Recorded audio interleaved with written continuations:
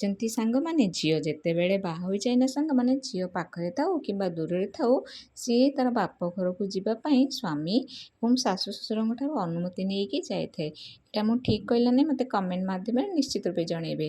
ଆଉ ମୁଁ ଯେତେବେଳେ ମୋ ବାପ ଘରକୁ ଯାଏ ପ୍ରଥମେ ମୋ ବାବାଙ୍କ ଠାରୁ ତାଙ୍କ ପସନ୍ଦର ଖାଇବା ମୁଁ ବନାଏ।